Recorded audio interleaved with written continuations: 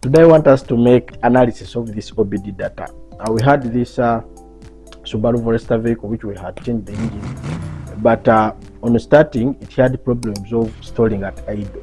There was a code P0134 which basically indicates inactivity with the upstream oxygen sensor on bank 1. If you get a code, it may not give you precise information, but being able to analyze OBD live data, being able to analyze the engine's real-time performance gives you an edge at solving problems.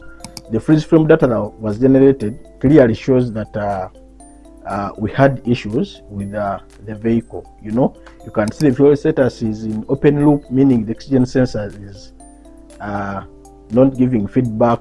We can see the coolant temperature is 82. At warm status, the engine should be in closed loop. From the throttle position values and oxygen sensor voltage for bank 1, we can see still the blue line is for the oxygen sensor voltage. We can see it stuck. It is giving us a flat line, so meaning that there is no sensitivity. And we can see the throttle is oscillating depending on the small force you give to the throttle.